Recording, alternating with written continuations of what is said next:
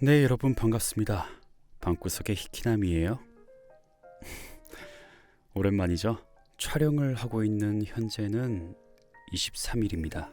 이제 정말 연말이라고 할 수 있겠네요. 모레는 크리스마스 성탄절인데 여러분들은 성탄절 때 보통 어떤 일을 하시나요? 전 올해도 큰 행사? 그런 건 없을 것 같습니다. 점점 세월이 갈수록 사람 많은 것이 싫더라고요.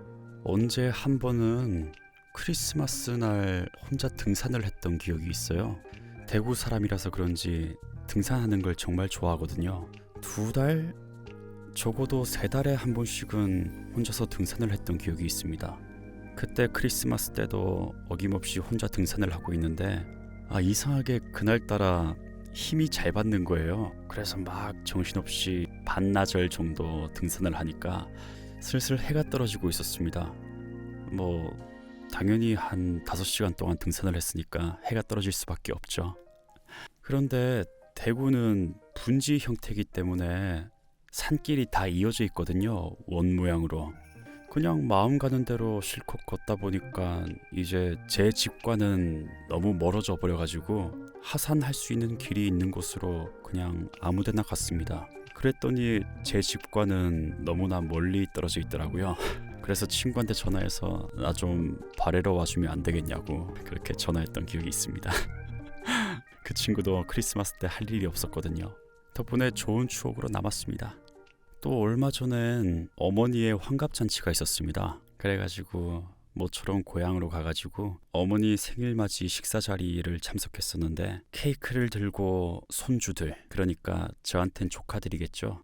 조카들까지 함께해서 생일 축하 노래를 부르는데 왠지 마음이 찡하더라고요. 우리 엄만 평생 40대일 줄 알았는데 세월이 참 빠릅니다. 효도도 많이 할 수 있게 얼른 유명해져야겠습니다. 아이고, 벌써 혼자 한참을 떠들었네요.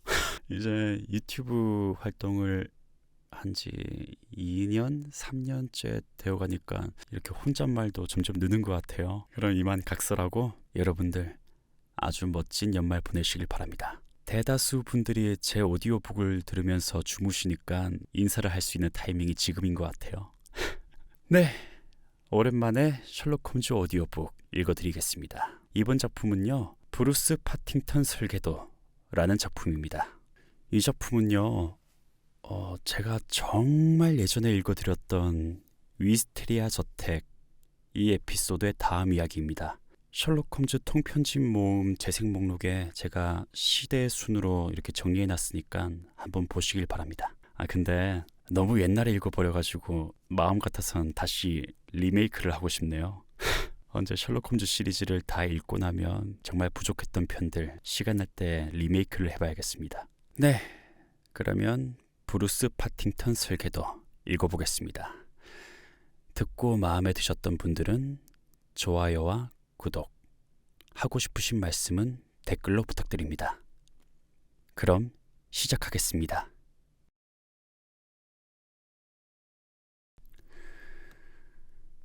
브루스 파팅턴 설계도 1895년 11월 셋째 주 내내 런던엔 온통 노란 안개가 짙게 깔려 있었다. 월요일부터 목요일까지는 베이커가에 있는 우리 집 창문에서 맞은편에 있는 집조차 거의 보이지 않을 정도였다.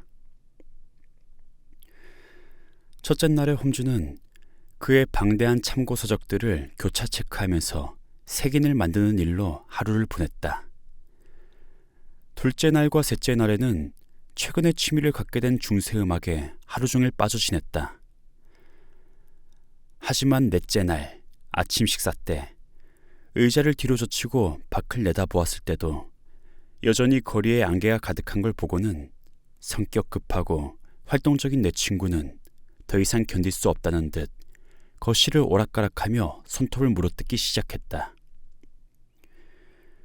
우중충하고 묵직한 갈색 소용돌이 때문에 창문에 끈적한 물방울들이 매달려 있었다. 그는 애꿎은 가구를 두드리며 짜증을 냈다. 왓슨, 신문에 재밌는 기사 없어? 그가 물었다. 홈즈가 말하는 재밌는 기사란 범죄 사건이란 걸 난 잘 알고 있었다. 혁명과 전쟁, 임박한 정권 교체에 대한 기사들이 있었지만 그건 내 친구에겐 관심 밖의 일이었다. 범죄 사건 기사도 꽤 있긴 했지만 모두 평범하고 시시한 것들 뿐이었다.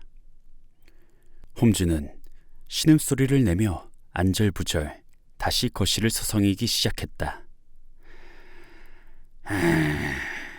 런던의 범죄자들은 다 바보 멍청이야. 창밖을 봐. 왓슨, 사람들 모습이 어떻게 보이는지 보라고. 아주 희미하게 나타났다가 금세 두터운 안개 속으로 완전히 사라져버리잖아. 이런 날 도둑이나 살인자들은 정글 속 호랑이처럼 마음껏 돌아다닐 수 있지. 목표물을 공격하기 전에는 절대로 눈에 띄지 않으니 증인이라곤 오직 희생자뿐일 테니까. 홈즈는 경기에서 진 선수처럼 볼멘 소리로 웅얼웅얼 말했다. 그런 시시한 절도 사건은 엄청 많아. 내가 말했다. 홈즈는 경멸스럽다는 듯이 코웃음을 쳤다. 이 거대하고 소름 끼치는 무대는 그보다 훨씬 더 가치 있는 것을 위한 거야. 내가 범죄자가 아니란 것에 이 사회는 감사해야 돼. 그가 말했다. 그건 그래, 정말로. 난 진심으로 동의했다. 내가 브룩스나 우드하우스라고 생각해봐. 아니면 내 목숨을 노리는 사람이 50명쯤 된다고 가정해보자고. 난 그들의 추적을 피해서 얼마나 오래 살아남을 수 있을까? 만나자는 정갈과 거짓 약속, 그것으로 모든 것이 끝장나는 거지. 암살이 정말 쉽게 그리고 흔하게 일어나는 남미 국가들이 런던처럼 안개가 심하지 않다는 건 정말 다행이야. 응? 아하, 지겨워서 죽을 것 같은 이 무료함을 날려줄 뭔가가 왔구만. 하녀가 전보를 들고 들어왔다. 홈즈는 전보를 찢어서 열어보곤 웃음을 터뜨렸다. 이야, 이게 무슨 일이야. 마이크로프트 형이 이리 온대. 그가 말했다. 그게 어때서? 내가 물었다. 왜냐고? 그건 좁은 시골길에서 도시 전차를 만난 것 같은 거야. 마이크로프트 형은 자기 궤도 안에서만 다니는 사람이거든. 벨메가에 있는 하숙집, 디오게네스 클럽, 화이트홀이 그의 사이클이야. 그가 여기 온 건 이제껏 딱 한 번뿐이었고. 대체 무슨 일이 생긴 걸까? 무슨 설명 없었어? 홈즈는 형에게서 온 정보를 나에게 건넸다. 캐도곤 웨스트힐로 만나야 함. 곧 가겠음. 마이크로프트. 캐도곤 웨스트? 어디서 들어본 이름인데? 내가 말했다. 그래? 난 전혀 모르는 이름인데. 하지만 마이크로프트 형이 움직인 걸 보면 엄청난 일인 게 분명해. 행성이 자기 궤도를 벗어나다니. 그나저나 마이크로프트 형이 무슨 일을 하는 사람인지 알아? 난 그리스어 통역사 사건 당시 들었던 설명을 어렴풋이 기억하고 있었다. 영국에서 정부의 무슨 직책을 맡고 있다고 했지? 아마. 홈즈가 쿡쿡 웃었다. 그땐 내가 자네를 잘 모를 때라서 자세히 말하지 않았던 거야. 국가기관에 대해 말할 때는 늘 신중해야 하니까. 그가 영국 정부를 위해 일하는 건 맞아. 뭐 가끔은 마이크로프트 형 자신이 영국 정부가 될 때도 있긴 하지만 말이야. 에이, 그건 말도 안 돼, 홈즈. 자네가 놀라는 건 당연해. 마이크로프트 형은 연봉이 450파운드밖에 안 되는 하급 관리니까. 하지만 그건 그가 어떤 분야로든 야망도 욕심도 없기 때문이야. 명예든 직급이든 그에겐 하찮은 거거든. 어쨌든 그는 이 나라에서 없어서는 안 될 사람이야. 왜? 그건 그가 아주 독보적인 존재이기 때문이야. 그는 정부 내에서 스스로 자기 자리를 만들었어. 그런 자리는 이제껏 한 번도 없었고 앞으로도 없을 거야. 그는 엄청나게 논리적이고 명석한 두뇌를 가진 데다가 이 세상 그 누구보다 기억력이 뛰어나. 내가 기억력을 바탕으로 수사하는 것처럼 형은 기억력을 바탕으로 특별한 임무를 수행하지. 각 부서에서 전달한 정보를 분석해서 결론을 도출하는 거야. 정보 처리 센터인 셈이지. 부서마다 각 분야의 전문가가 있지만 형은 다방면에 걸쳐서 지식의 폭이 엄청 넓어. 예를 들면 어느 장관이 해군, 인도, 캐나다 그리고 복본위제가 복합적으로 뒤얽힌 일에 대해 알고 싶다고 가정해보자고. 장관은 각각의 문제에 대한 정보를 각각의 부서에서 개별적으로 수집해야 할 거고, 또 그걸 모아서 나누고 분석하는 복잡한 작업을 해야겠지. 하지만 마이크로소프트 형에게 의뢰하면 바로 그 자리에서 모든 분야의 정보를 종합해서 각각의 정보들이 다른 나라에 미치는 영향을 분석해 줄 수 있지. 처음의 정보는 형을 빠르고 편리한 수단 정도로 대했어. 하지만 이젠 정부에서 없어서는 안 될 중요한 존재로 인정받고 있지. 형의 두뇌에는 엄청난 양의 데이터가 체계적으로 정리되어 있어서 바로 끄집어낼 수 있거든. 형의 말에 따라 국가 정책이 바뀐 적도 꽤 여러 번이야. 형은 일밖에 몰라. 내가 조언을 구하면 잠깐 도와주긴 하지만 고작 두뇌 훈련 정도로 여기지. 그런 분이 이리로 납신다니까 대체 무슨 일일까? 캐도건 웨스트는 누구고 형과는 대체 무슨 관계일까? 아, 맞아! 생각났어! 난 벌떡 일어나 소파 위에 쌓여있는 신문 더미로 달려갔다. 아, 맞아. 그 사람이야. 그 사람이 분명해. 캐도건 웨스트는 화요일 아침에 기찻길에서 시체로 발견된 그 젊은이야. 홈즈는 파이프를 물려다 말고 벌떡 일어나 앉았다. 그럼 그건 굉장히 중요한 사건이야, 왓슨. 형이 이를 팽개치고 달려올 정도면 그 죽음은 절대로 평범한 죽음이 아니야. 근데 형이 그 사건과 대체 무슨 관계가 있을까? 내 기억엔 별다른 특징이 없는 사건이었는데, 젊은이가 달리는 기차에 뛰어내려서 스스로 목숨을 끊은 거였잖아. 강도를 당한 것도 아니고 폭력을 의심할 만한 특별한 이유도 전혀 없었어. 안 그래? 그동안 조사하는 과정에서 새로운 사실이 많이 나왔어. 좀 더 자세히 살펴보니까 기이한 사건인 게 분명한 것 같아. 내가 말했다. 형의 반응으로 보아 엄청나게 특별한 사건이 분명해 왔어. 왔어. 사건에 대해 자세히 말해줘. 그는 안락 의자에 웅크리고 앉아서 말했다. 그 남자의 이름은 캐도건 웨스트야. 나이는 27세, 미혼이고 울리치 군수청 직원이야. 공무원이군. 마이크로소프트 형과의 연결고리를 하나 찾았어. 그는 월요일 밤에 울리치에서 갑자기 사라졌어. 그를 마지막으로 본 사람은 약혼녀 바이올렛 웨스트베리 양인데 저녁 7시 30분쯤 갑자기 아무 말도 없이 안개 속으로 사라져버렸대.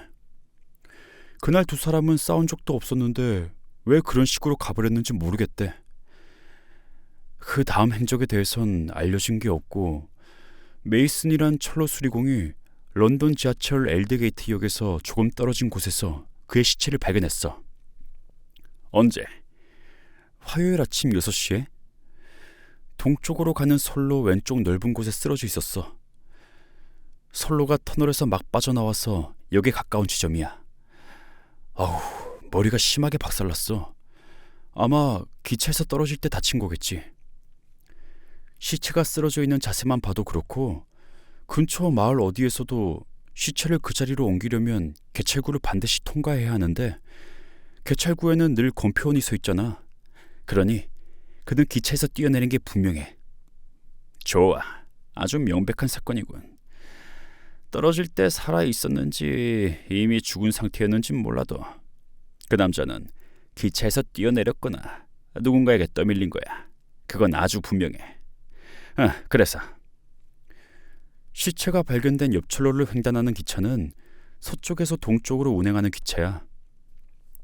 일부는 순전히 도심만 운행하는 기차고 또 일부는 윌레스덴역과 도시 외곽을 연결하는 기차야. 그 청년은 정확히 몇 시인진 몰라도 그날 밤늦게 이 선로를 지나는 기차를 탔다가 죽은 게 분명해. 하지만 그가 어느 역에서 기차를 탔는지는 알 수가 없어. 차표를 보면 되잖아. 주머니를 다 뒤졌는데 차표가 없었대.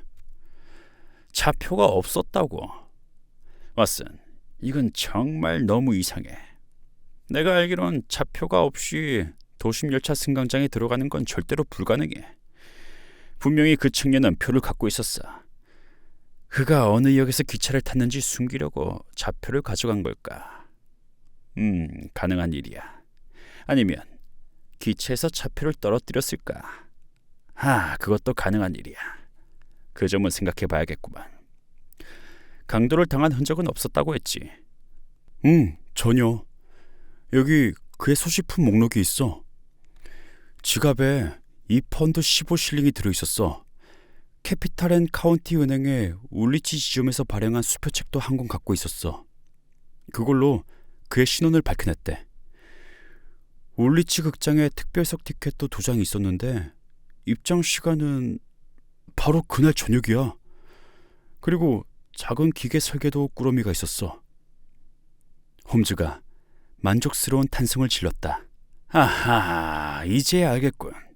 왓슨, 영국 정부, 울리치 군수청, 기계 설계도 마이크로프트 형. 연결고리가 완성됐어. 하지만 형이 곧 올 테니 직접 들어보자고. 잠시 후 엄청 키 크고 덩치 큰 마이크로프트 홈즈가 방으로 안내되었다. 육중하고 거대한 체격이 주는 인상은 늘 그렇듯 투박하고 둔탁한 느낌이었지만 그 버거운 몸 위에 붙은 머리, 즉 카리스마 넘치는 이마, 강철빛 도는 깊은 회색 눈, 앙다문 입술, 그 표정에 깃든 너무나 미묘한 신비로움이 그 엄청난 체격에서 받은 첫인상을 지워버리고 오직 그의 우월한 정신만을 기억하게 했다. 그 뒤를 따라 런던 경시청에 레스트레이드 경감이 들어왔다. 우리의 오랜 친구인 그는 마르고 근엄한 인상이었다. 두 사람의 심각한 표정이 사건의 중대성을 예고하고 있었다. 경감은 말없이 악수했다.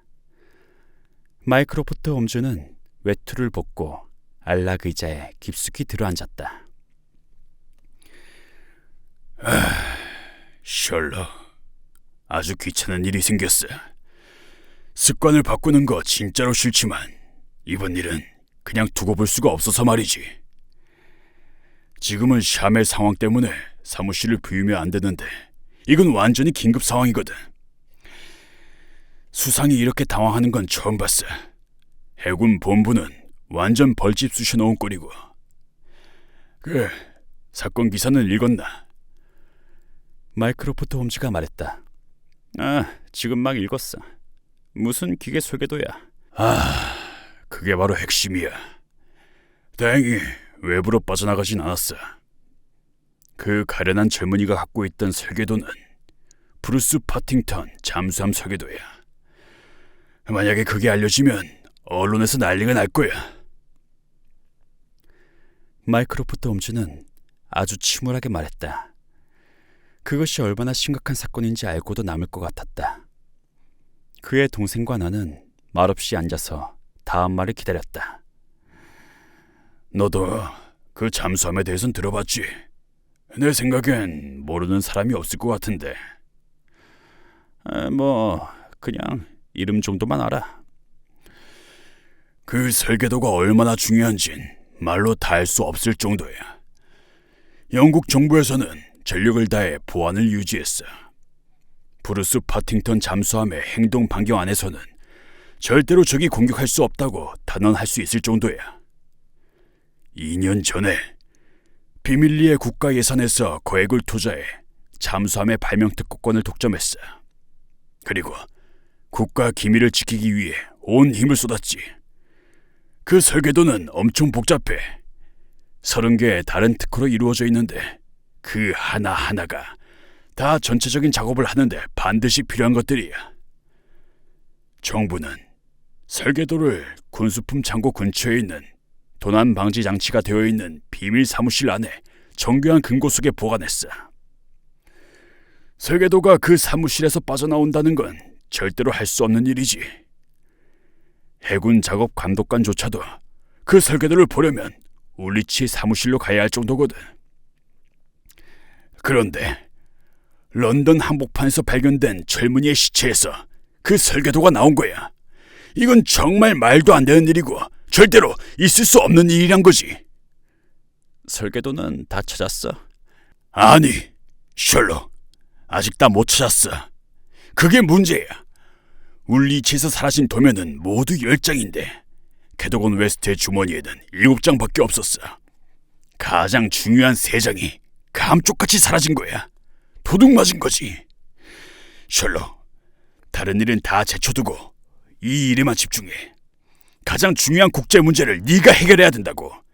캐도건 웨스트가 왜 설계도를 가져갔는지, 도면은 어디로 사라졌는지, 그가 어떻게 죽었는지, 그의 시체가 어떻게 그곳에서 발견됐는지, 어떻게 악을 바로잡아야 할지 알아내. 나라를 위해서 이 일을 어떻게 수습해야 할지 그 해답을 찾아내. 와. 왜? 형이 직접 해결하지 않고 형도 나만큼 할 수 있잖아. 셜록. 그럴 수 있지만 구체적인 자료를 모으는 게 문제야. 네가 구체적인 자료를 모아주면 내가 전문가로서 탁월한 분석을 해줄게. 이리저리 뛰어다니면서 사람들을 만나고 확대경을 들여다보는 건 내 일이 아니야. 절대 아니지. 이 문제를 해결할 수 있는 사람은 너밖에 없어. 이 일을 해결하면 다음 수훈자 명단에 네 이름이... 내 친구는 웃으며 고개를 저었다. 난 게임 자체를 즐길 뿐이야. 아무튼 이건 아주 흥미로운 사건인 게 분명하니까 기꺼이 조사할게. 더 자세히 설명해줘. 더 중요한 핵심 내용은 이 종이에 다 적어놨어. 그리고 도움이 될 만한 주소도 몇 개 같이 적어놨지. 그 설계도의 실질적인 보안 책임자는 유명한 행정기술관 제임스 월터 경이야. 참고 문헌에 소개할 때 수식어만 2줄이 붙는 사람이지. 경험 많고 매너가 좋아서 고관 대작들이 파티를 열 때 가장 초대하고 싶어하는 손님이야. 무엇보다 그는 애국심이 투철한 사람이야. 그건 분명해. 금고 열쇠는 2개인데 그중 하나는 그가 갖고 있어. 월요일 근무 시간 내내 설계도는 금고 안에 있었고 제임스 경이 열쇠를 챙겨서 사무실을 나와 런던으로 출발한 건 3시쯤이었어. 그 사건이 일어난 그날 저녁에는 바클레이 스퀘어에 있던 싱클레어 제독의 집에 있었어. 그건 확인된 사실인가?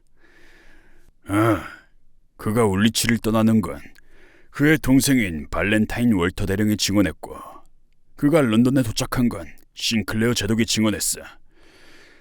그래서 제임스 경은 이 사건과 직접적인 연관은 없는 것 같아. 열쇠를 갖고 있는 또 한 사람은 누군가? 상급 사무관이자 설계사인 시드니 존슨 씨. 그는 40세의 기혼남이고 아이가 5이야. 조용하고 까다로운 사람이지만 전체적으로 볼 때 근무 성적은 엄청 뛰어난 사람이야. 동료들에게 별로 인기는 없었지만 엄청 열심히 일해. 그는 월요일 저녁에 퇴근해서 집에 돌아온 뒤에 그 내내 집에 있었고 열쇠는 늘 시계줄에 걸어서 가지고 다닌다고 진술했고 증인은 아내밖에 없어. 캐도건 웨스트에 대해서도 말해줘. 그는 10년 동안 군수청에서 일했고 일도 아주 잘했어. 성격이 급하고 충동적이지만 곱고 정직한 사람이란 평가를 받고 있지. 그에 대해 나쁘게 말하는 사람은 아무도 없었어. 사무실에서 직위는 시드니 존슨 다음이었고 그는 업무상 설계도를 매일 접했어. 설계도를 만질 수 있는 유일한 직원이었지. 그날 밤 설계도 금고를 잠근 건 누군가? 상급 사무관 시드니 존슨 씨였어. 그럼 설계도를 누가 빼돌렸는지는 보나마나구만. 실제로도 캐도건 웨스트란 사람한테서 그 설계도가 발견됐잖아. 결과적으로도 그렇게 된 것 같은데 안 그래? 그건 그래, 셜록. 하지만 그렇게 보자면 설명할 수 없는 부분이 너무 많아. 우선 그가 그걸 왜 가져갔겠어? 그야 설계도가 워낙 가치 있는 거니까. 그래, 수천 파운드는 쉽게 받을 수 있지. 그가 설계도를 갖고 런던에 가서 파는 것 말고 다른 이유를 말해줄 수 있어? 아니, 없어. 그렇다면 우린 그걸 가설로 받아들여야 돼. 웨스트라는 젊은이는 설계도를 가져갔어. 그리고 그러려면 열쇠를 하나 미리 복제해 두었어야 했어. 하나가 아니라 여러 개겠지. 건물 출입구와 사무실 문도 열어야 했을 테니까. 그럼 그는 여러 개의 복제키를 갖고 있었어. 그는 런던에 가서 몰래 설계도를 팔아 넘기고 다음날 아침에 들통나기 전에 그 자리에 그대로 돌려놓으려고 했을 거야. 런던에서 그런 반역 행위를 하다가 끝장난 거지. 어떻게? 울리치로 돌아오는 기차 안에서 누군가 그를 죽인 다음 객실 밖으로 던졌겠지. 시체가 발견된 곳은 엘드게이트 근처야. 울리치로 가려면 런던 브리지역에서 갈아타야 하는데 엘드게이트는 런던 브리지역에서 한참 지난 곳이야. 그가 런던 브리지역을 지나치게 된 이유는 여러 가지로 생각해 볼 수 있어. 예를 들면 객실에서 누군가와 진지한 토론에 몰입하다가 싸움이 나서 목숨을 잃게 된 거야. 어쩌면 객실을 빠져나가려다가 선로로 추락해서 최후를 맞이한 것일 수도 있고, 거기 있던 다른 사람이 문을 닫았어. 그날은 안개가 지독히도 자욱해서 아무도 보지 못했을 거야. 셜록, 현재 우리가 가진 정보로는 더 나은 설명을 할 수 없지만 아직 설명되지 않은 부분에 대해 고민해 봐야 된다고. 일단 캐도건 웨스트가 이 서류를 런던에 가서 팔기로 결심했다고 그렇게 가정해 보자고. 당연히 그는 외국 스파이와 약속을 잡았을 테고 그날 저녁은 시간을 비워놓았어야 정상이지. 그런데 그는 극장표를 2장 끊어 놓았고 약혼녀를 데리고 가다가 갑자기 사라졌어. 눈가림이죠.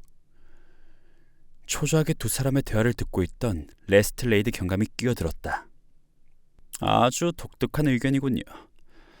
그것을 첫 번째 반론이라 치고 두 번째 반론은 이렇습니다. 우리는 그가 런던에 가서 외국 스파이를 만났다고 가정할 겁니다. 그는 아침이 오기 전에, 그러니까 설계도가 없어진 게 발각되기 전에 서류를 제자리에 돌려놓아야 했죠. 그는 10장을 가져갔어요. 그런데 그의 주머니에는 7장만 남아있었죠. 나머지 3장은 어떻게 된 걸까요?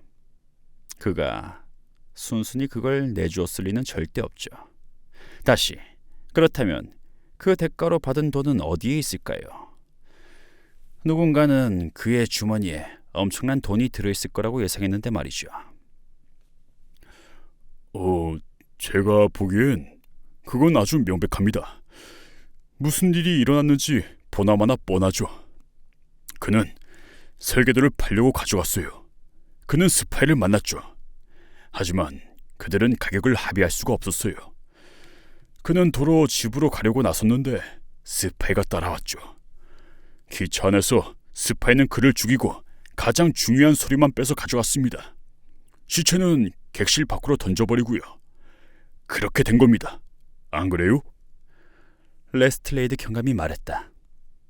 기차표는 왜 없어졌을까요? 기차표가 있으면 스파이의 집에서 가장 가까운 역이 어딘지 알 수 있습니다. 그래서 피해자의 주머니를 뒤져 가져간 거죠. 좋아요, 레스틀레이드. 아주 훌륭합니다. 딱딱 맞아떨어지는 이론이에요. 하지만 그게 맞다면 사건은 끝난 거죠. 반역자는 죽었고 브루스 파팅턴 잠수함 설계도는 이미 유럽의 어느 나라로 넘어갔을 텐데 우리가 할 수 있는 일이 뭐가 있겠습니까? 홈즈가 말했다. 갑자기 마이크로프트가 자리에서 벌떡 일어나며 외쳤다. 움직여! 셜록! 움직이라고! 내 모든 직감이 그게 아니라고 말하고 있어. 너의 힘을 보여줘. 얼른 범죄 현장으로 가. 관련된 사람들을 만나. 모든 수단을 다 동원해. 나라를 위해 봉사할 수 있는 이렇게 엄청난 기회는 두 번 다시 없을 거야. 알았다고. 홈즈가 어깨를 으쓱하며 말했다. 왓슨, 가세. 그리고 레스트레이드 경감, 한두 시간 우리한테 시간을 좀 내줘요.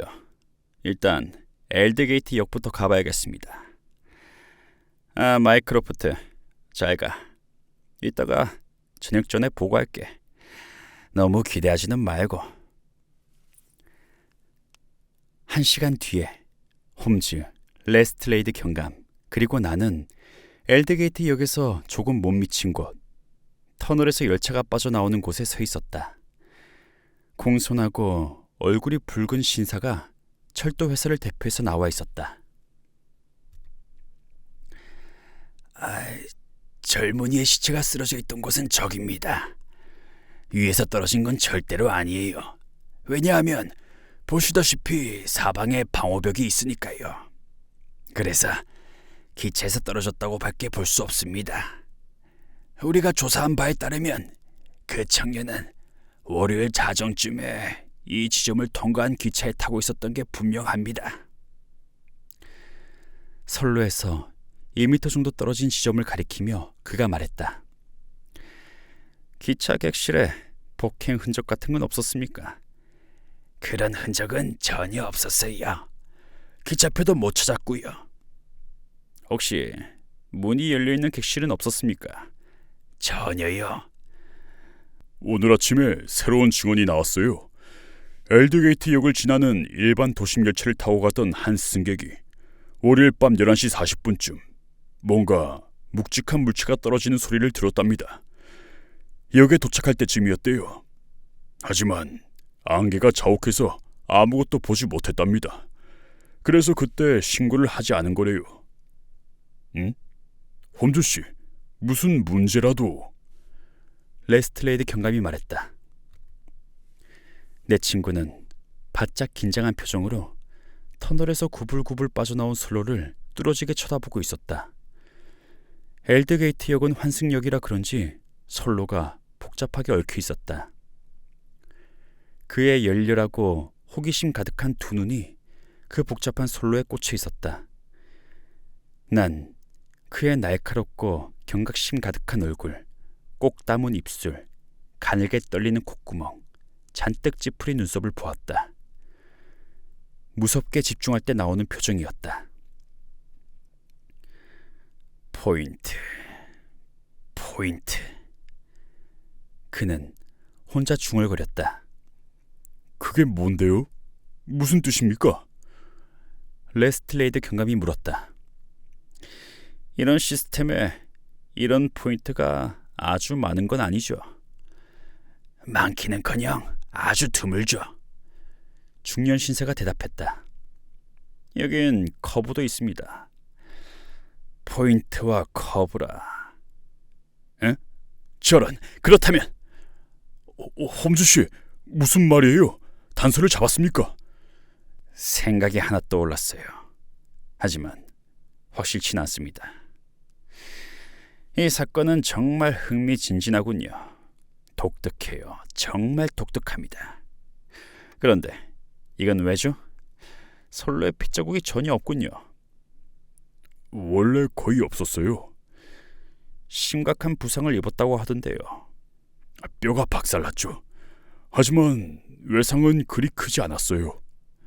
그래도 분명히 출혈은 있었을 텐데. 안개 속에서 뭔가 떨어지는 소리를 들었다던 승객이 그 승객이 탔던 기차를 볼 수 있을까요? 그건 불가능합니다, 엄지씨. 기차 객실을 이미 분해해서 여러 열차에 나눠 연결했거든요. 걱정 마세요, 홈즈씨. 모든 객실은 제가 이미 아주 세밀하게 조사했습니다. 제가 직접요. 레스트레이드 경감이 자랑스럽게 말했다. 내 친구의 가장 큰 약점은 머리 나쁜 사람에게 참을성이 없다는 것이었다. 그러셨겠죠. 어쨌든 내가 진짜로 보려고 했던 건 객실이 아니었습니다. 왓슨, 여기서 할 건 다 했어. 레스트레이드 경감, 더 이상 패기칠 일은 없을 것 같군요. 우린 이제 울리치로 조사하러 갈게요. 그가 돌아서면서 말했다. 런던 브릿지역에서 홈즈는 형에게 보낼 전보를 쓴 다음 붙이기 전에 나에게 보여주었다. 어둠 속에서 빛을 좀 찾았지만 곧 사라질 수 있음. 어쨌든 영국에서 활동하는 모든 외국 스파이와 국제 스파이들의 전체 명단과 주소를 베이커가로 보내주길 바람. 셜록. 왓슨, 명단이 오면 큰 도움이 될 거야. 마이크로프트 형한테 신세를 갚아야지. 덕분에 이렇게 굉장한 사건을 맡았으니. 울리치행 기차에 올라 자리를 잡고 앉으면서 그가 말했다. 그의 열성적인 얼굴에는 여전히 강렬한 긴장감이 감돌고 있었다. 이제 소설처럼 선정적이고 자극적인 사건이 파헤쳐지리란 예감이 들었다. 귀가 축 처진 폭스 하운드가 꼬리를 축 늘어뜨린 채 계집 쥐를 어슬렁거리다가도 사냥감 냄새만 맡으면 돌변해서 눈을 번뜩이며 잔뜩 근육을 부풀리고 가슴 높이까지 뛰어오르는 것처럼 홈즈 역시 아침과는 전혀 다른 모습이었다. 겨우 몇 시간 전까지만 해도 안개에 온통 둘러싸인 집에서 잿빛 가운을 입고 힘없이 어슬렁거리던 사람이 지금은 완전히 다른 사람으로 돌변해 있는 것이었다. 재료도 있고 범위도 정해져 있어. 그런데 그런 가능성을 바로 알아보지 못했다니. 나도 참 바보야.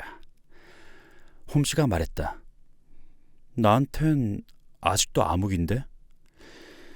끝이 어떻게 될지는 나도 깜깜해. 하지만 단서를 하나 포착했어. 그 남자는 다른 데서 죽었어. 범인들이 시체를 기차 지붕 위에 올려놓았던 거야. 지붕 위에? 정말 놀랍지. 하지만 중요한 건 팩트야. 생각해봐. 열차가 곡선을 그리며 포인트 위를 지나갈 때 살짝 기우뚱하며 흔들리는 바로 그 지점에서 그 시체가 발견된 것이 과연 우연일까? 지붕 위에 있던 물체가 떨어질 걸 충분히 예상할 수 있는 곳 아닌가? 포인트는 기차 안에 있는 사람이나 물건엔 아무 영향도 주지 않았을 거야. 지붕에서 시체가 떨어졌거나 아니면 아주 기이한 우연의 일치거나 둘 중 하나야.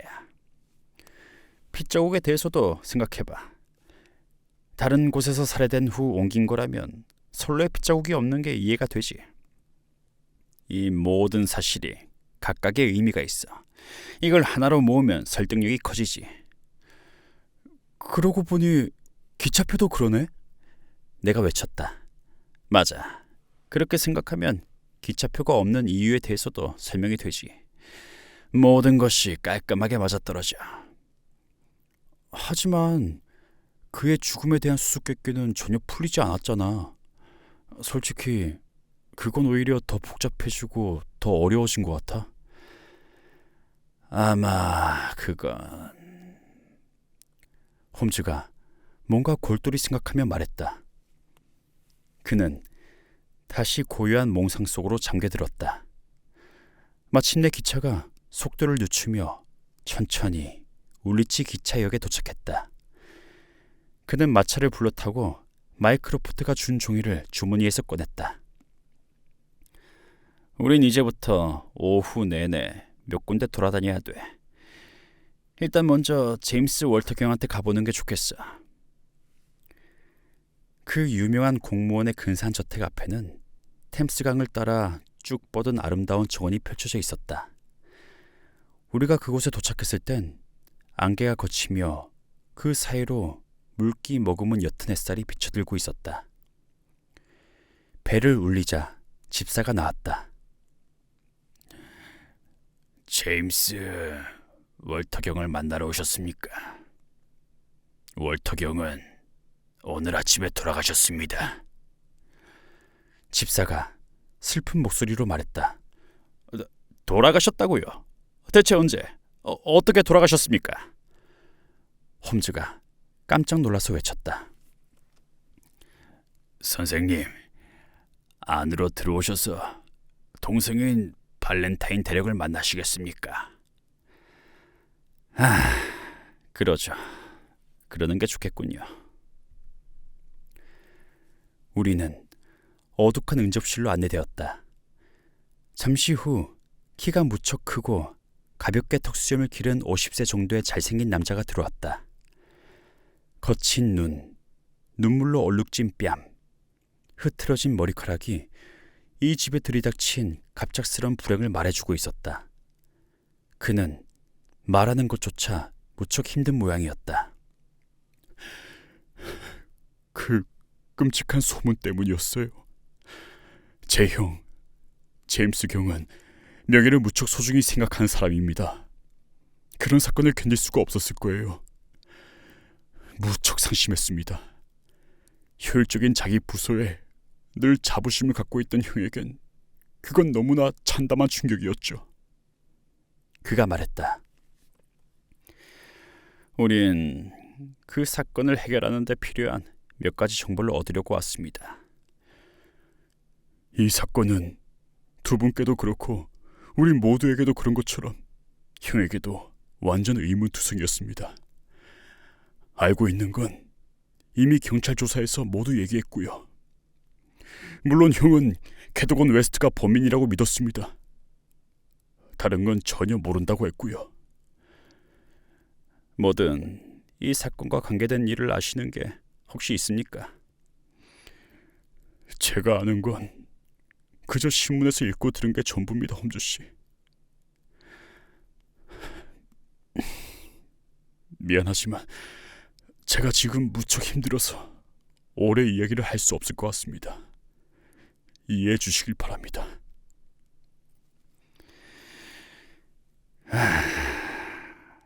이건 정말 예상치 못한 전개로군. 자연사인지 그 불쌍한 노인네가 자살한 건진 모르겠지만 만약 자살이라면 의무를 다하지 못했다는 죄책감 때문일까. 이 문제는 일단 뒤로 미루고 캐드건 웨스튼의 집으로 가보자고. 마차에 오르면서 홈즈가 말했다. 도시 외곽에 있는 깔끔하고 아담한 집에는 아들을 잃은 어머니가 홀로 남겨져 있었다. 노부인은 너무 큰 슬픔에 젖어 있어서 뭐든 물어볼 형편이 아니었다. 하지만 마침 부인 옆에 참백한 젊은 아가씨가 앉아 있었다. 죽은 남자의 약혼 여인 바이올렛 웨스트베리 양이었다. 그는 사건이 일어나던 밤에 그때 그를 본 게 마지막이었다고 말했다. 홈즈 씨, 전 정말 이해할 수가 없어요. 그 비극이 일어난 이후로 계속 생각하고 또 생각했어요. 잠도 못 자고 밤낮으로 대체 어떻게 이런 일이 있을 수 있는지, 진실이 뭔지 너무나 궁금해서요. 아서는 이 세상에서 가장 성실하고 모범적이고 애국심이 강한 사람이에요. 자기가 맡고 있는 국가 기밀을 파느니 자기의 오른손을 잘랐을 사람이라고요. 그를 아는 사람이라면 누구나 다 그렇게 생각할 거예요. 하지만 사실이지 않습니까, 웨스트베리야?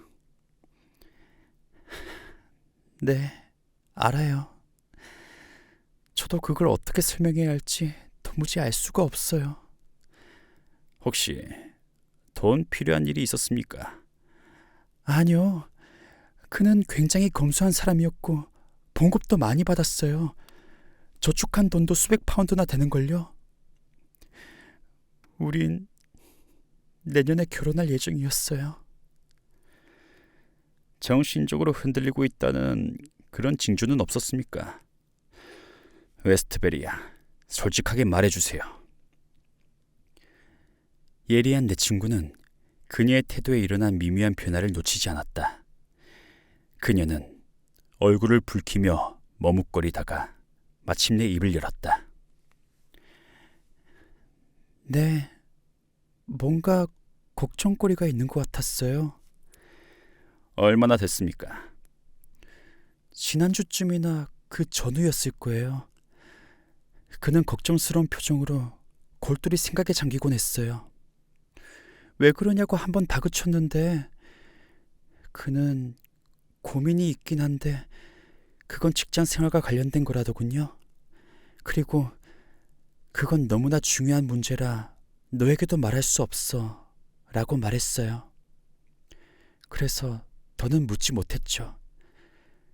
그녀가 말했다. 홈즈의 표정이 심각해졌다. 그랬어요, 웨스트베리야. 그에게 불리하다 생각되더라도 다 말해주세요. 결과가 어떻게 될지는 아무도 모르는 겁니다. 정말로 더는 말씀드릴 게 없어요. 한두 번 그가 뭔가 말하려다 만 적은 있어요. 어느 날 저녁에는 그 비밀의 중요성에 대해 말했어요. 그리고 외국 스파이가 거액을 주고 그걸 살 수도 있을 거라고 말했던 게 기억이 나요. 내 친구의 얼굴이 더 심각하게 굳어졌다. 다른 건요? 그는 다른 사람들이 그런 문제들을 하찮게 여긴다고 말했어요. 그래서 배신자는 마음만 먹으면 언제라도 그 설계도를 손쉽게 얻을 수 있을 거라면서요. 그런 말을 한 게 최근이었습니까? 네, 바로 얼마 전이었어요. 이제 마지막 날 저녁에 무슨 일이 있었는지 말해주세요. 우린 극장에 갈 생각이었어요. 안개가 너무 심해서 마차를 타는 것보다 걸어서 가는 게 더 빠를 것 같아서 우린 슬슬 걸어가기로 했어요. 그런데 사무실 근처에 오자 갑자기 그가 안개 속으로 손살같이 달려가 버리는 거예요. 아무 말도 없이요. 뭐라고 짧은 탄성을 질렀어요. 그게 다예요. 한참을 기다렸지만 그는 돌아오지 않았어요. 그래서 전 그냥 집으로 돌아왔어요. 그리고 다음날 아침 출근 시간이 지난 뒤에 사람들이 저를 찾아왔어요. 그리고 12시쯤 그 끔찍한 소식을 들었고요. 홈즈 씨, 제발 그의 명예를 구해주세요. 그건 그에게 정말 중요한 일이에요. 홈즈는 슬픈 표정으로 고개를 저었다. 왓슨, 다른 곳으로 가보세. 다음 장소는 설계도를 도난당한 사무실이야. 그가 말했다. 이 젊은이한테는 이전에도 이미 혐의가 충분했지만 조사할수록 더 명확해지는구만. 결혼을 앞두고 있다는 것도 충분히 범행 동기가 될 수 있어. 써야 할 돈이 더 많아졌을 테니까. 약혼녀에게 비밀을 이야기할 때도 오직 돈 생각만 했을 거야. 심지어 그는 그녀에게 계획을 털어놓고 공범으로 끌어들일 생각도 있었던 것 같아. 나쁜 놈 같으니라고. 마차를 타고 가면서 그가 말했다. 하지만 홈즈, 그는 그런 짓을 할 사람이 아니라며. 그리고 굳이 그녀를 길에 세워두고 그런 짓을 저지르기 위해 총알같이 뛰어갈 건 또 뭐야? 그래, 맞아. 그건 정말 이상해. 아무튼 이건 쉽게 판단할 일이 절대 아니야. 사무실에 도착하자 상급 사무관 시드니 존슨 씨가 우릴 깍듯하게 맞았다. 내 친구의 명함은 늘 사람들에게 존경심을 불러일으키는 모양이었다. 깡마른 체격에 무뚝뚝한 중년 남자였다. 두 뺨은 홀쭉하고 긴장감 때문인지 손이 신경질적으로 떨리고 있었다. 큰일 났어요, 홈즈씨. 정말 큰일입니다. 월터 경이 돌아가셨다는 소식 들으셨습니까?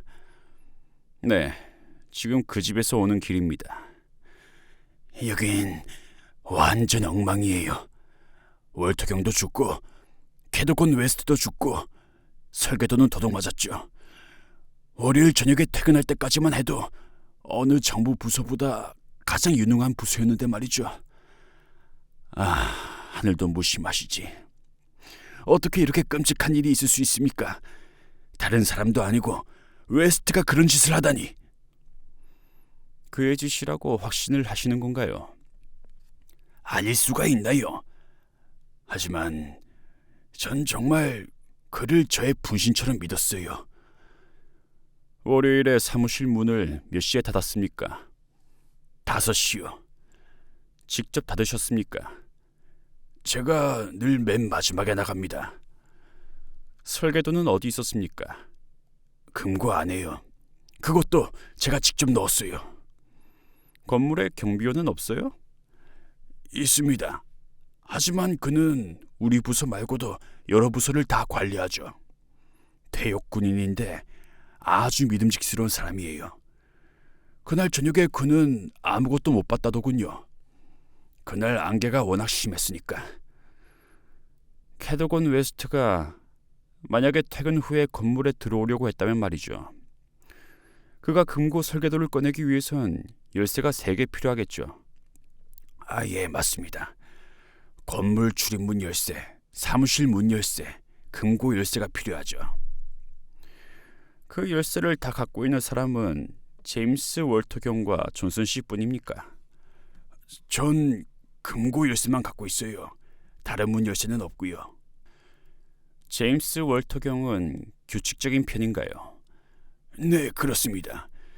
그분은 이 열쇠 3개를 모두 한 고리에 끼워서 갖고 다닌 걸로 압니다. 사무실에서 그 열쇠고리를 자주 봤거든요. 런던에 갈 때도 물론 열쇠를 다 갖고 가겠죠. 그렇게 한다고 했어요. 당신은요? 열쇠를 늘 갖고 다니시나요? 그럼요. 그렇다면 웨스트는 그가 만약 범인이라면요. 복제 열쇠를 갖고 있었겠네요. 그런데 그의 몸에서는 열쇠를 찾지 못했습니다. 관점을 바꿔서 그가 설계도를 팔 생각이었다면 원본을 훔치는 것보다 설계도를 베끼는 게 훨씬 더 쉽지 않았을까요? 설계도를 제대로 베끼려면 상당한 전문 지식이 있어야 합니다. 제임스 월터경과 당신 그리고 웨스트 씨는 그 정도 전문 지식을 갖고 있는 걸로 아는데요. 물론 그렇습니다. 하지만 험준 씨, 제발 절 이 일에 끌어들이지 말아주세요. 웨스트의 몸에서 이미 설계도의 원본이 발견됐는데 그런 추측이 무슨 소용이 있겠습니까? 글쎄요. 설계도 사본을 만들었으면 아무 문제 없이 팔 수 있었을 텐데 굳이 위험을 무릅쓰고 훔쳤다는 게 아무래도 이상해서요.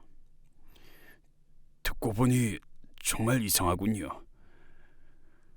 이 사건은 조사하면 할수록 설명하기 힘든 새로운 사실이 드러나는군요. 현재 사라진 설계도 3장이 가장 핵심적인 부분이라면서요. 네, 그렇습니다. 누구든 그 3장만 있으면 나머지 7장 없이도 브루스 파팅턴 잠수함을 건조할 수 있다는 뜻인가요? 해군 본부에 그런 취지로 보고했습니다. 그런데 오늘 설계도면을 다시 검토해보고 그렇지 않다는 걸 확인했습니다. 되찾은 서류 가운데 자동 조절 슬롯이 있는 이중 밸브 설계도가 들어있었는데 그 밸브 없이는 잠수함을 건조할 수 없거든요. 하지만 설계도를 훔쳐간 외국인들이 이중 밸브를 발명하는 것 정도는 크게 어렵지 않을 겁니다. 결국 시간 문제겠죠. 아무튼 사라진 설계도들이 가장 중요한 건 사실이죠. 물론입니다. 예, 괜찮으시다면 이제 건물 안팎을 좀 살펴보겠습니다. 질문할 건 더 없을 것 같습니다. 홈즈는 금고 자물쇠, 사무실 문, 창문의 철제 덧문을 살펴보았다. 그가 강렬하게 흥분하기 시작한 건 우리가 바깥 잔디밭으로 나갔을 때였다. 창밖에는 월계수 덤불이 있었는데 부러지거나 잘려나간 가지가 꽤 여럿 있었다. 그는 확대경으로 부러진 가지들을 자세히 살펴본 다음 그 아래 땅에 찍힌 발자국들도 자세히 살펴보았다. 마침내 그는 상급 사무관에게 창문에 철제 덧문을 닫아달라고 부탁을 하고는 덧문이 잘 맞지 않아 틈새가 나 있는 부분을 나에게 가리켜 보였다. 밖에서 얼마든지 안을 들여다볼 수 있을 정도의 크기였다. 3일이나 지나서 흔적이 다 뭉개졌어. 단서로 쓰기엔 의미가 있을 수도 있고 없을 수도 있어. 어쨌든 왓슨, 울리치에선 더 이상 건질 게 없을 것 같아. 그래도 작은 이삭이나마 모았으니 이제 런던으로 가서 더 많은 걸 모을 수 있을지 보자고. 우리는 울리치역을 떠나기 전에 한 가지 단서를 더 얻었다. 매표소 직원이 캐더건 웨스트를 잘 안다며 월요일 밤에 그를 똑똑히 봤다고 증언한 것이었다. 그는 8시 15분 런던행 기차를 타고 런던 브릿지역으로 갔는데 일행은 없었고 3등칸 표를 샀다고 했다. 당시에 그는 웨스트가 무척 불안하고 흥분한 상태라는 인상을 받았으며 거스름돈도 제대로 짚지 못할 정도로 심하게 떨고 있어서 잔돈을 자기가 집어주었다고 말했다. 우리는 기차 시간표를 보았다. 웨스트가 약혼녀를 두고 가버린 시간이 7시 30분쯤이었으니까 그가 8시 15분 기차를 탔다면 그러고 나서 곧장 역으로 왔을 가능성이 높았다. 한 30분쯤 생각에 잠겨있던 홈즈가 드디어 입을 열었다. 왓슨, 처음부터 다시 정리해보자고. 이건 이제껏 우리가 맡았던 그 어떤 사건보다 더 까다롭고 더 어려운 사건이야. 조사를 할 때마다 새로운 문제에 부딪히니 말이야. 그래도 우린 확실히 주목할 만한 진전을 이루고 있으니까 뭐. 울리치에서 우리가 조사한 내용은 전체적으로 캐더건 웨스트 청년에게 불리한 것이었어. 하지만 창문에서 발견한 흔적들로 우린 그에게 유리한 가설을 세울 수도 있을 것 같아. 예를 들어 외국 스파이가 그에게 접근했다고 치세. 그는 비밀을 지키겠다고 맹세했지만 약혼녀에게 한 말로 봐서는 그가 설계도를 넘기려고 했던 건 사실인 것 같아. 아주 좋아. 이번엔 그가 약혼녀와 함께 극장으로 가다가 갑자기 안개 속으로 사라진 이유를 생각해보자고. 그는 약혼녀와 함께 사무실 근처를 지나가다가 스파이가 사무실로 들어가는 걸 봤어. 안개 속이라 물론 잘 안 보였겠지만은 그는 충동적인 데다가 판단이 빠른 사람이었어. 직감적으로 그 스파이라는 걸 알았을 거야. 스파이를 뒤쫓아간 그는 창밖에 숨어서 스파이가 설계도를 훔치는 걸 봤어. 그는 계속 스파이를 뒤쫓아갔어. 이렇게 생각하면 설계도를 베끼지 않고 원본을 훔쳐간 이유도 설명이 되잖아. 훔친 사람이 외부 사람이었기 때문에 원본을 가져갈 수밖에 없었던 거지. 여기까지는 딱딱 들어맞아. 그 다음에는 이제 우리는 어려운 문제를 풀어야 돼. 대개 그런 상황에선 범인을 붙잡고 소리를 지르는 게 당연한데 캐더건 웨스트는 그렇게 하지 않았어. 왜? 혹시 기밀 서류를 빼낸 게 직장 상사였던 게 아닐까? 그렇다면 그의 행동을 이해할 수 있잖아. 아니면 그 직장 상사가 안개 속에서 웨스트를 따돌리고 사라지자 바로 런던으로 출발한 것일 수도 있어. 월터 경의 집이 어디 있는지 그가 알고 있다는 가정하에서 말이지.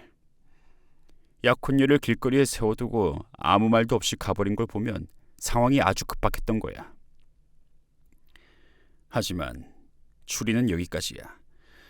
7장의 설계도가 어쩌다 웨스트의 주머니에 들어가게 됐는지, 그의 시체가 어떻게 메트로폴리탄 기차 지붕 위에 있게 됐는지 채워야 할 빈칸이 너무도 많아. 내 직감은 이제 반대쪽 끝에서 다시 시작하라고 말하고 있어. 마이크로프트 형이 주소록을 주면 우린 수상한 사람을 골라서 한 방향이 아니라 2방향으로 추적할 수 있지. 베이커가에 도착하니 편지가 와 있었다.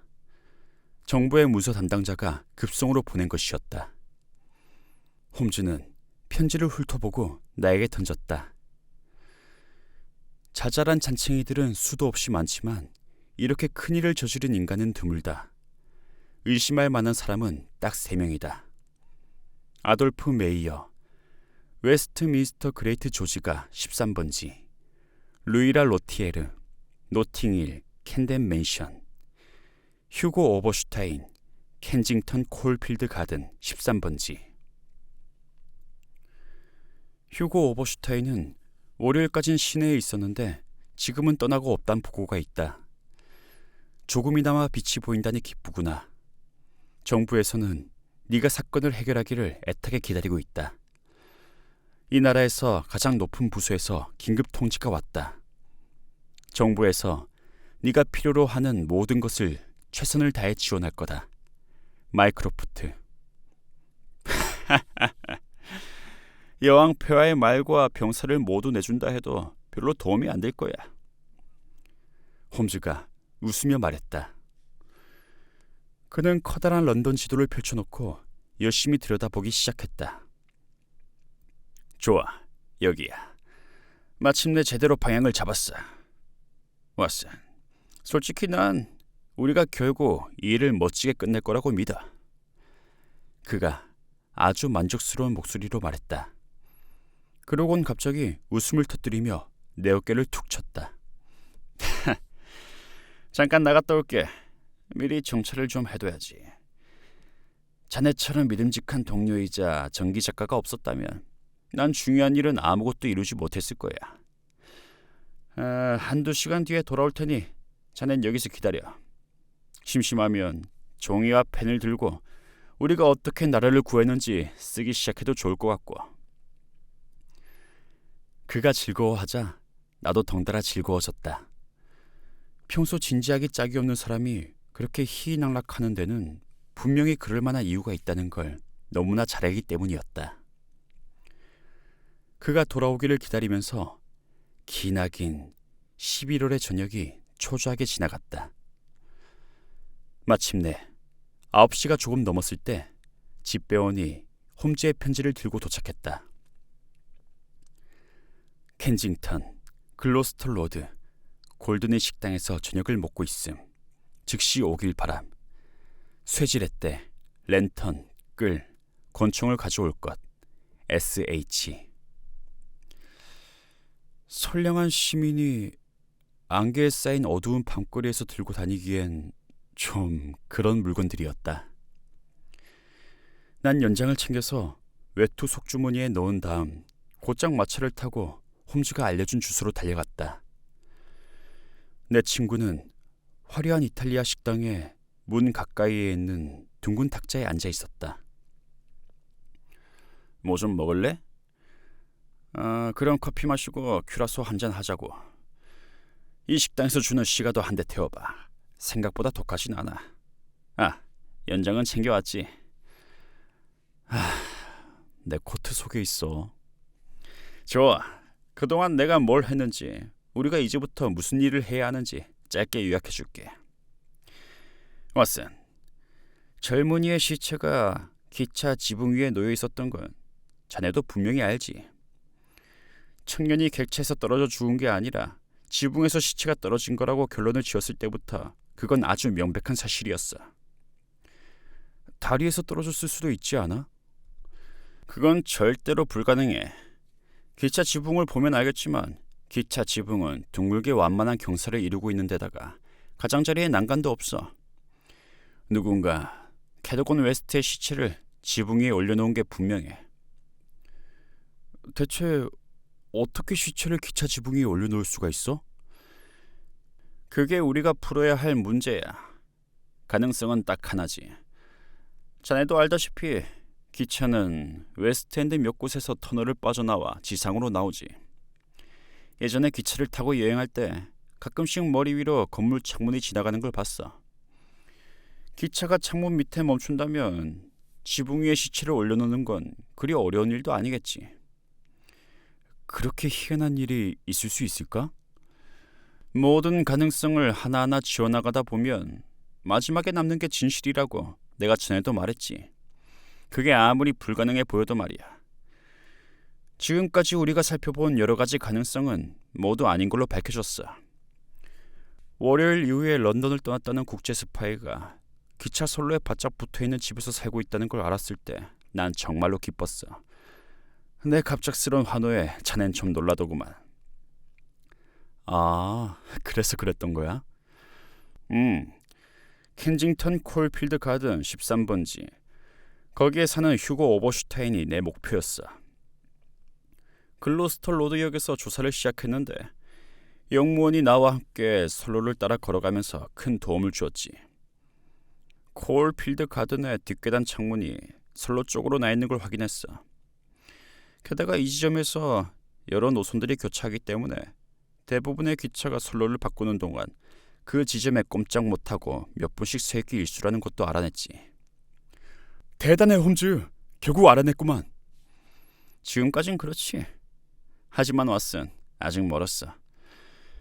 콜필드 가든 뒤쪽을 살펴보고 그 다음에 건물 앞쪽으로 갔어. 당연히 놈은 달아난 뒤였지. 오버슈타인은 원래 충직한 하인 하나만 두고 살았는데 그 큰 2층 집이 지금은 텅 비어있더구만. 하지만 우린 그가 도망간 게 아니라 전리품을 팔기 위해서 대륙을 건너갔다는 사실을 명심해야 돼. 그는 자기가 용의자로 지목될 거라곤 전혀 생각도 못했을 거야. 더구나 나 같은 탐정이 자기 집을 수색하리라곤 꿈에도 생각을 못했을 거야. 그 집을 이제 우리가 뒤지는 거지. 수색영장을 받을 수 없어? 증거가 너무 부족해. 왜 집을 뒤지려는 건데? 편지 같은 게 있을 수도 있어. 난 내키지 않는데. 걱정 마, 친구. 자넨 길에서 막만 봐주면 돼. 집에 침입하는 건 나 혼자 할게. 지금은 사소한 일에 신경 쓸 때가 아니야. 마이크로프트가 보낸 메모를 생각해봐. 해군 본부, 내각, 여왕폐하까지 소식을 기다리고 있잖아. 그러니 우리가 가야지. 나는 자리를 박차고 일어나는 곳으로 대답을 대신했다. 맞아, 홈즈. 우리가 가야지. 그가 일어나서 내 손을 잡고 흔들었다. 자네가 끝까지 함께 해줄 줄 알았어. 전에 없이 다정한 눈빛이었다. 하지만 그것도 잠시. 그는 곧바로 원래의 독선적이고 사무적인 태도로 돌아가 있었다. 거기까진 800m쯤 되는데 서두를 필요가 없으니 천천히 걸어가자고. 연장을 떨어뜨리지 않도록 조심해. 수상한 사람으로 의심받아 체포되기라도 하면 일이 커지니까. 그가 말했다. 런던의 웨스트엔드에 있는 콜필드 가든은 빅토리아 중기의 근사한 건축물이었다. 정면은 평평하고 현관 위에는 기둥으로 받친 지붕이 있었다. 옆집에는 아이들이 파티라도 하는지 즐겁게 웃고 떠드는 소리와 피아노 연주가 울려 퍼지고 있었다. 자욱한 안개 덕분에 우리는 비교적 편하게 움직일 수 있었다. 홈즈가 랜턴으로 육중한 현관문을 비췄다. 여긴 어렵겠는걸. 자물쇠로 잠근 것도 모자라 볼트로까지 고정해놨어. 열성적인 경찰관이 끼어들면 곤란하니까 지하실로 들어가자고. 여기보다 그쪽이 더 나을 거야. 잠시 후 우리는 지하실 입구로 들어갔다. 어두운 곳으로 들어서기가 무섭게 안개를 뚫고 걸어가는 경찰관의 발소리가 들렸다. 우리가 숨죽이고 있는 동안 발소리가 멀리 사라졌다. 홈즈는 곧바로 문 여는 작업을 시작했다. 몸을 낮추고 힘을 쓰자 날카로운 소리가 나면서 문이 열렸다. 우리는 안으로 튀어들어가 문을 닫고 컴컴한 복도를 걸어갔다. 홈즈는 카펫이 깔리지 않은 나선형 계단을 올라갔다. 랜턴에서 나온 부채꼴 모양의 노란 불빛이 낮은 창문을 비추었다.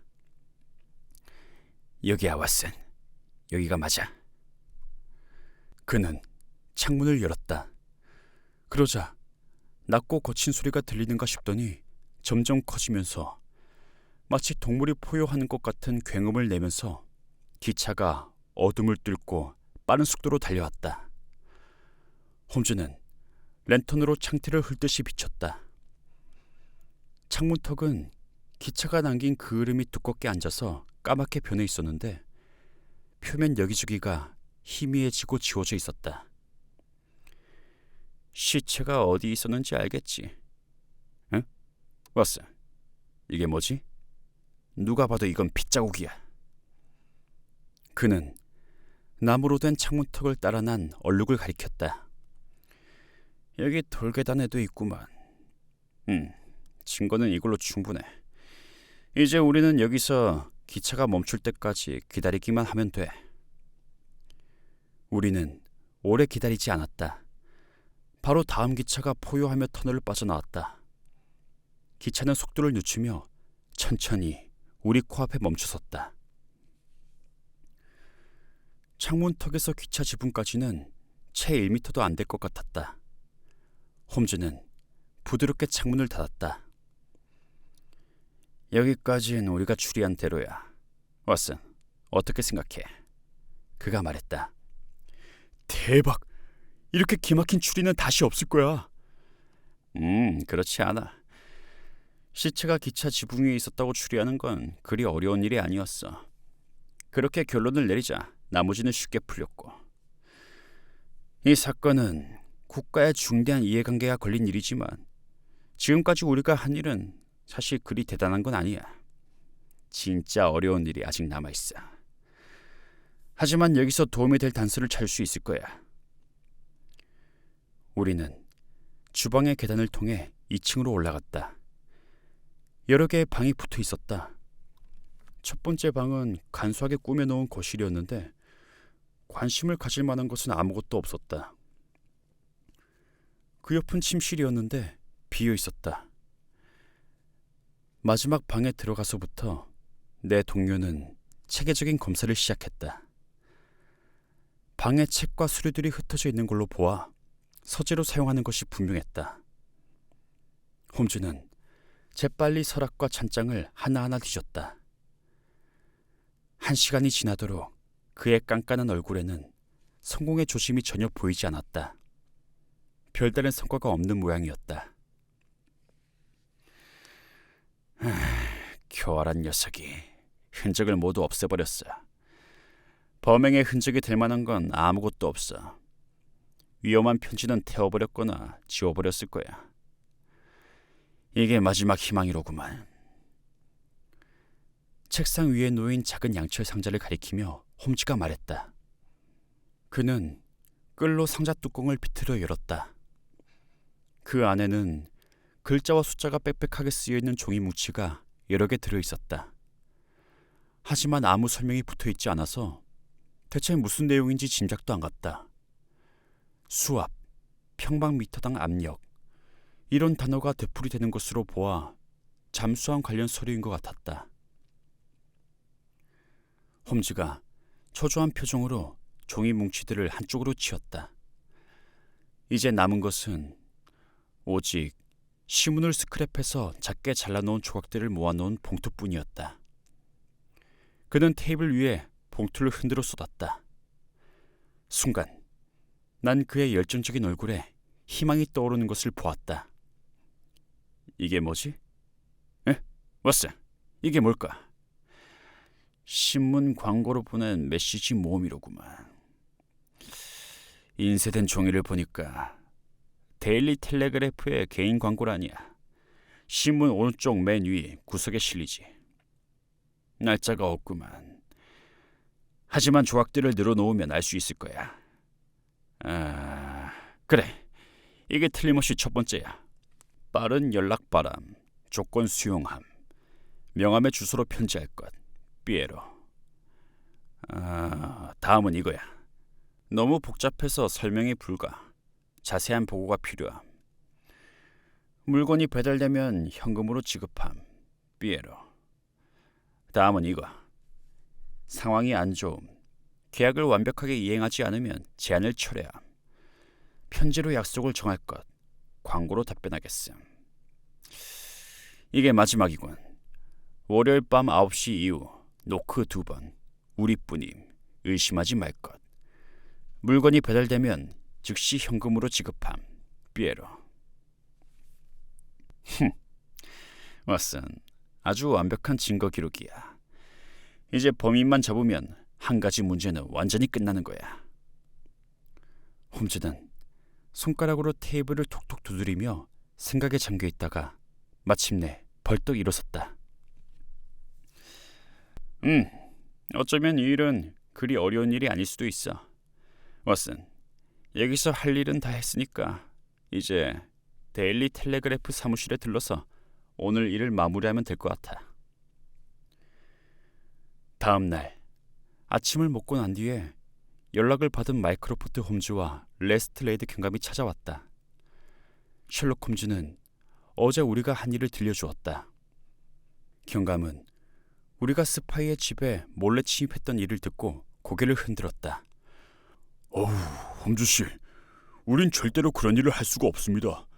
선생이 우리보다 훨씬 뛰어난 성과를 거두는 게 놀랄 일도 아니군요. 하지만 이렇게 도를 넘는 행동을 계속하다가는 두 분 입장이 곤란해질 수 있습니다. 그가 말했다. 아름다운 우리나라 영국을 위하여. 안 그래, 왓슨? 재단에 바쳐진 순교자들처럼. 어떻게 생각해, 마이크로프트? 훌륭해, 셜록. 정말 존경스러울 정도야. 근데 그 광고로 뭘 할 건데? 홈즈는 책상 위에 놓여있던 데일리 텔레그래프지를 집어들었다. 오늘 피에로가 낸 광고를 봤나? 뭐? 광고를 또 냈어? 여기. 오늘 밤 같은 시간 같은 장소 노크 2번. 몹시 중요함. 당신의 안전이 달린 일임. 피에로. 세상에, 놈이 광고를 보면 잡을 수 있겠군요. 레스트레이드 경감이 외쳤다. 그러려고 광고를 낸 거죠. 오늘 저녁 8시에 우리와 같이 코얼필드 가든에 가신다면 어떻게 결말이 날지 볼 수 있을 겁니다. 홈즈의 가장 두드러진 특징 중 하나는 더 생각해봐야 소용없다고 일단 판단하면 바로 생각을 멈추고 가벼운 일상생활로 돌아간다는 것이었다. 그날도 홈즈는 라수스의 무반주 성가에 대한 논문을 쓰느라 정신없이 하루를 보냈다. 하지만 그런 능력이 전혀 없는 나는 끝없는 근심 걱정으로 그날 하루를 보냈다. 그날따라 하루가 어찌나 긴지, 그날 하루가 끝나기나 할지 의심스러울 정도였다. 국가적으로 중대한 사건이 미결 상태로 남아있는 것이 너무나 걱정스러웠고 지금까지의 수사 과정이 계속 떠올라서 태연하게 앉아있을 수가 없었다. 마침내 저녁이 되어 우리는 간단하게 저녁을 먹고 글로스터 로드 역으로 갔다. 약속대로 레스트레이드 경감과 마이크로프트 홈즈가 나와 있었다. 그제야 난 비로소 마음이 놓였다. 오버슈타인 집의 지하실 문은 어젯밤에 열어놓은 그대로 있었다. 하지만 마이크로프트 홈즈가 도둑처럼 그리로 들어갈 순 없다고 완전 붕괴하며 거부했기 때문에 내가 먼저 안으로 들어가 현관문을 열어줘야 했다. 9시부터 우리는 모두 서재에 모여 앉아 참을성 있게 범인이 나타나길 기다리기 시작했다. 1시간이 지나고 또 1시간이 지났다. 11시를 알리는 교회 종소리가 울리기 시작했다.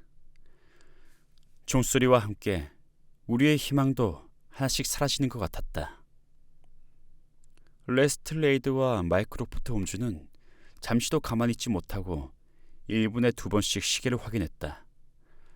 홈즈는 눈을 반쯤 감은 채 말없이 앉아 있었지만 모든 감각을 세워서 경계하고 있다는 걸 알 수 있었다.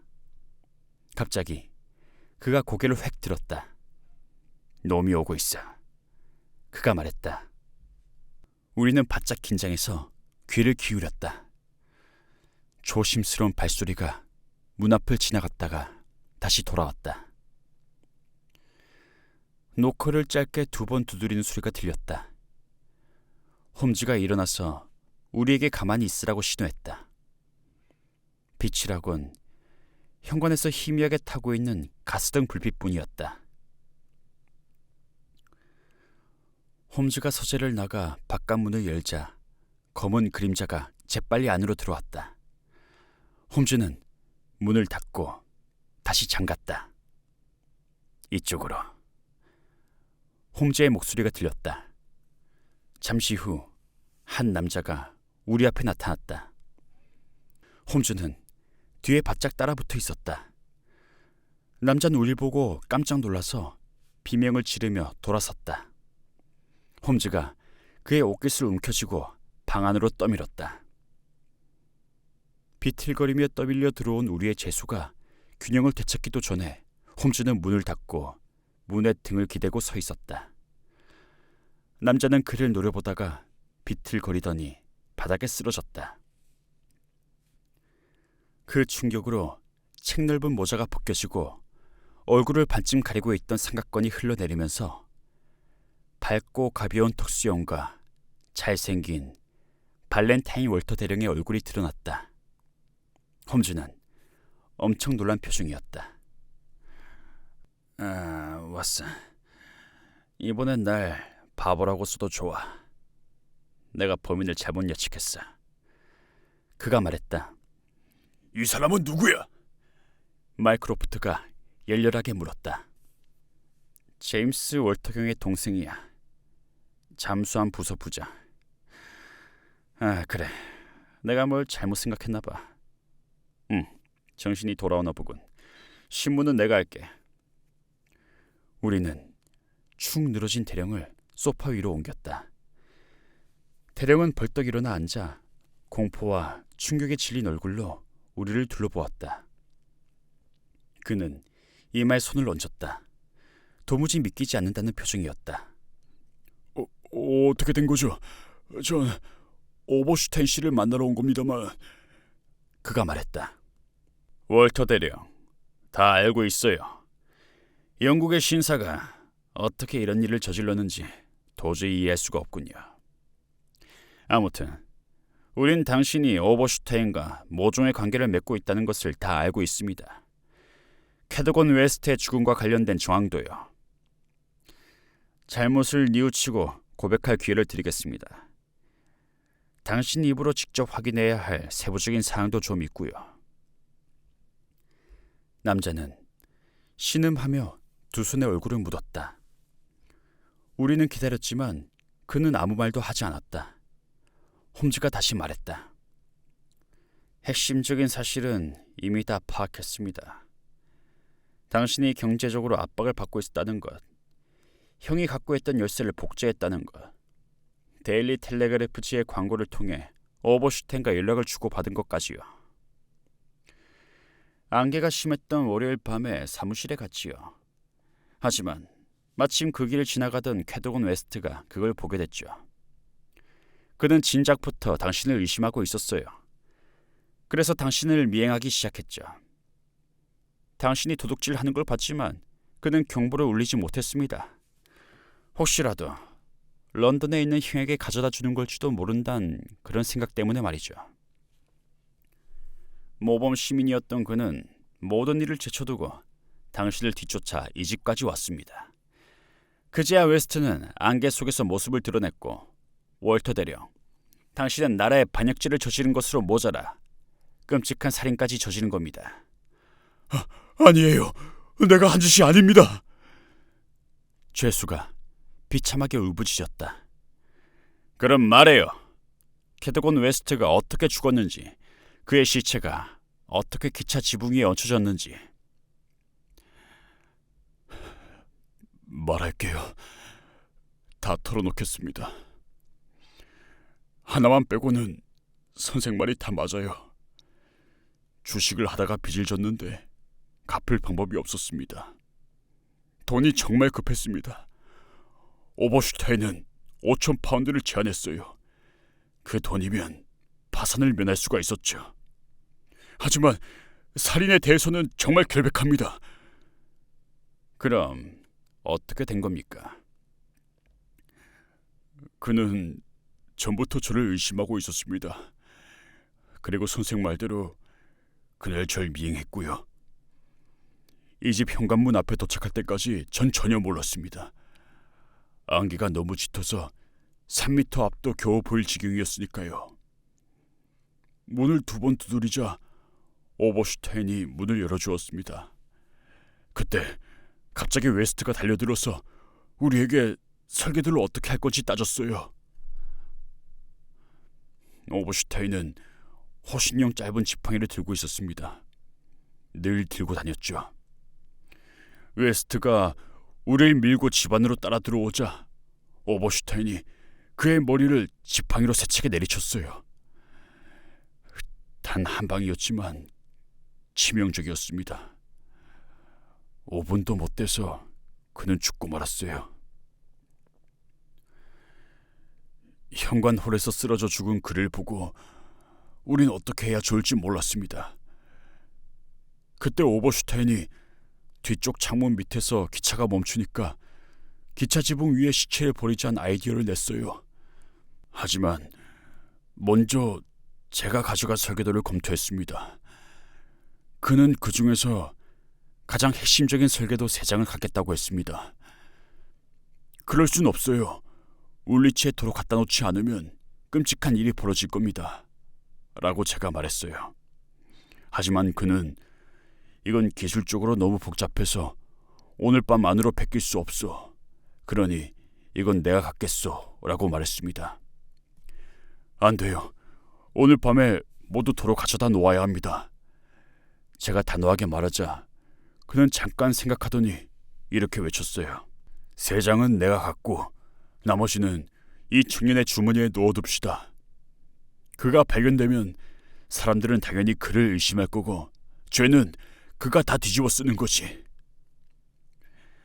달리 방법도 없고 해서 전 그가 하자는 대로 했습니다. 우린 30분 동안 창가에 서서 기차가 멈추기를 기다렸어요. 자욱한 안개 때문에 잘 보이지 않았지만 시체를 기차 지붕 위로 무사히 옮겼죠. 제가 관련된 일은 여기까지입니다. 그럼 당신 형은 어떻게 된 겁니까? 형은 아무 말도 하지 않았지만 전에 한번 제가 형 열쇠를 훔치다가 들킨 적이 있었기 때문에 아마 절 의심하고 있었을 거예요. 형의 눈빛을 보고 형이 저를 의심하고 있다는 걸 알았습니다. 형에게 그건 얼굴을 들지 못할 정도로 부끄러운 일이었어요. 너무 수치스러운 나머지 그렇게 가버렸죠. 한동안 침묵이 흘렀다. 마이크로프트 홈즈가 입을 열었다. 속죄할 생각은 없습니까? 마음의 짐도 덜고 처벌도 가벼워질 텐데요. 어떻게 하면 되겠습니까? 오버슈타인은 설계도를 가지고 어디로 갔지요? 모릅니다. 당신에게 아무 말도 하지 않았어요.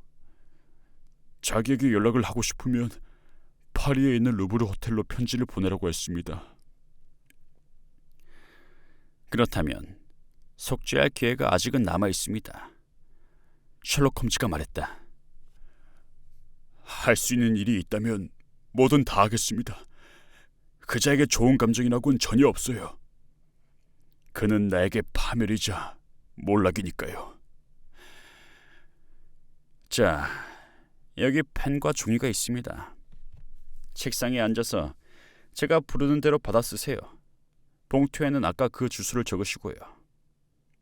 좋아요. 이제 편지를 쓰세요. 안녕하세요. 우리가 거래한 내용 중에 중요한 세부사항 하나가 누락되어 있다는 것을 지금쯤은 당신도 알았을 겁니다. 제가 그 복사본을 가지고 있는데 그것만 있으면 완벽한 서류가 될 겁니다. 하지만 이 일로 인해 저는 원래 위험에 더해져서 예상치 못한 문제까지 휘말리게 되었으니 500파운드를 더 받아야겠습니다. 우편은 믿을 수가 없습니다. 그리고 금이나 현금이 아니면 받지 않겠습니다. 제가 프랑스로 가면 좋겠지만 지금 영국을 떠나면 구설수에 오를 가능성이 높습니다. 그러니 토요일 낮 12시에 체링크로스 호텔 휴게실로 오세요. 영국 화폐와 금만 받는다는 것을 꼭 기억하십시오. 좋아요.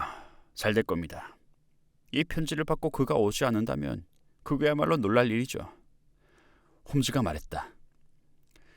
정말 그랬다. 나라의 기밀을 팔아 일생의 역적을 완성하려고 했던 그 대단한 오버슈타인이 미끼를 물고 제 발로 호텔에 들어온 곳이었다. 때로는 알려지지 않은 역사가 더 재미있고 비밀스러운 법이다. 오버슈타인은 15년형을 받고 영국 교도소에 수감되었다. 그가 유럽의 모든 해군기지를 상대로 내놓았던 귀중한 브루스 파팅턴 잠수함 설계도는 그의 여행 가방에서 발견되었다. 월터 대령은 복역한 지 2년 만에 교도소에서 사망했다. 홈즈로 말할 것 같으면 그날 상쾌한 기분으로 집에 돌아와 라수스의 무반주 상가에 대한 논문을 마무리 지었다. 논문은 주제면에서 전문가들에게 호평을 받았다. 그러고 나서 몇 주 뒤에 난 우연히 내 친구가 윈저궁에 다녀왔다는 사실을 알게 되었다. 그가 집에 돌아왔을 때 정교하고 아름다운 에메랄드 넥타이 핀을 꽂고 있었기 때문이었다. 내가 놀라서 산 거냐고 묻자 그는 지체 높은 어떤 귀부인이 선물로 준 거라고 대답했다. 전에 작은 사건을 해결해 줬는데 그 감사의 표시라고 말이다. 그는 더 이상 말하지 않았지만 난 그 귀부인의 고귀한 이름을 알 것 같았다. 그리고 내 친구는 그 에메랄드 핀을 보면서 브루스 파팅턴 설계도 사건에서 함께 모험했던 나를 영원히 기억하리라는 것도 믿어 의심치 않았다.